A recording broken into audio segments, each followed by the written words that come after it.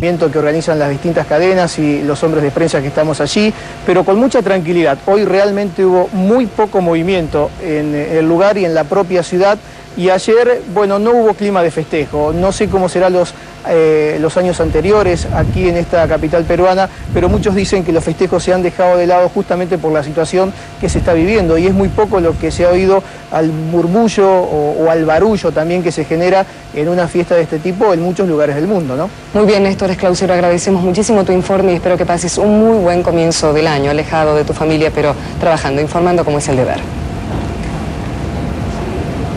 Gracias, Karin, hasta cualquier momento. Hasta cualquier momento. Nosotros seguimos con más información que tiene que ver con el tema internacional y un país que está devastado por las guerras civiles. Con los rehenes.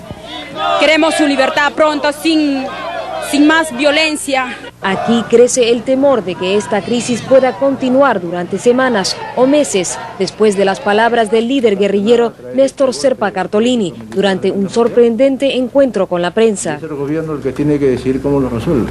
Nosotros no tenemos ningún apuro, ni estamos hablando de plazos, ni estamos hablando de ejecuciones.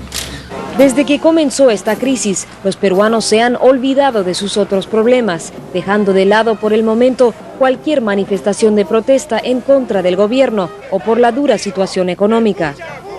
Aunque la mayoría de los peruanos empieza este año descontenta con la gestión del presidente Alberto Fujimori, el anhelo de paz ha unido al país en torno a su líder.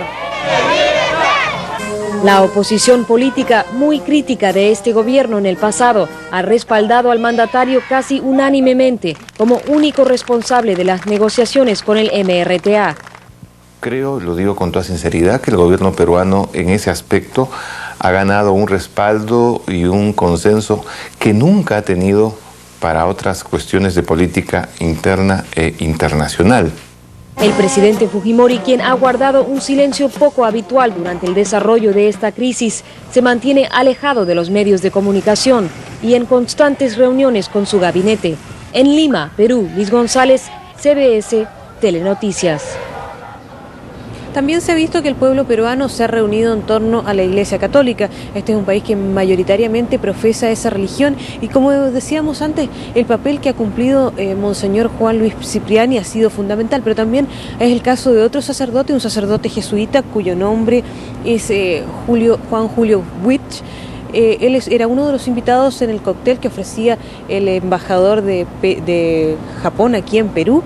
Él tuvo la oportunidad de salir libre hace varios días, en los primeros días, en las primeras liberaciones. Sin embargo, él ha preferido mantenerse al interior para mantener alta la moral de los rehenes y no ha querido retirarse de la embajada. Él es uno de los 74 rehenes que todavía permanecen al interior de esta residencia diplomática del Japón aquí en Lima.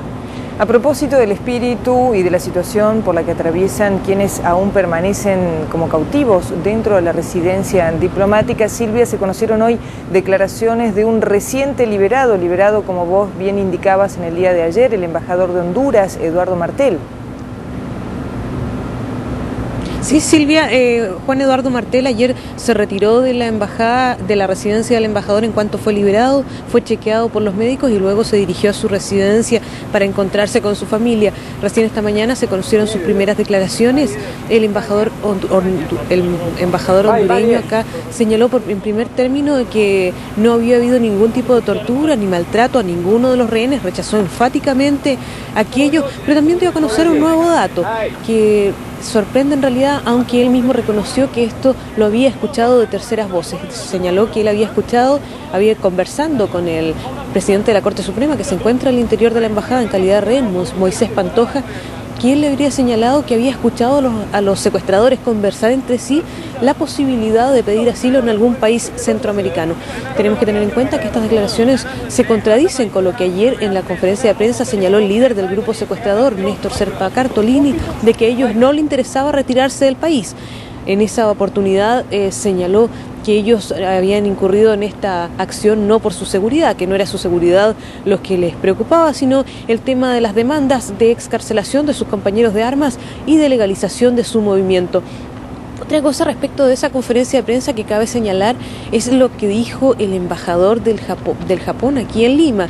Él es Morihita Aoki, fue uno de los rehenes que tuvieron contacto con los periodistas y en esa oportunidad habló a la prensa japonesa en su idioma nativo. En ese momento él señaló pidió disculpas al gobierno peruano, eso llamó mucho la atención, dijo que había sido una falta de previsión suya, de la falta de seguridad que reinaba en la residencia, en su residencia el día del secuestro, y pidió disculpas al presidente Fujimori por la situación, el conflicto a que lo había sometido su falta de previsión. Esas declaraciones y su rostro alicaído llamaron mucho la atención, especialmente a los colegas japoneses que, como es de suponer, han copado la ciudad de Lima a la espera de nuevas noticias de la liberación de los rehenes, que recordemos, hay en gran cantidad todavía japoneses al interior, y el caso del embajador boliviano. Silvia, ¿cuál es la situación por estas horas en este primer día del año 97 allí en los alrededores de la residencia? Digo, en cuanto a presencia periodística y presencia de fuerzas de seguridad.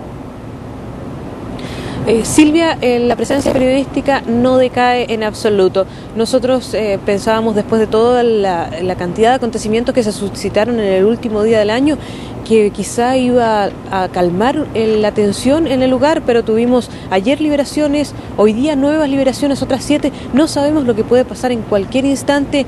Michel Minning, el delegado de la Cruz Roja, entra y sale con mucha frecuencia de la residencia, por lo tanto seguiremos atentos para enviarles e informarles de lo que ocurre aquí en Lima, Perú, con el secuestro de los rehenes en la residencia del embajador japonés. Muy bien, Silvia, así será, esa es nuestra propuesta y nuestro compromiso. Muchísimas gracias, hasta nuestro próximo contacto.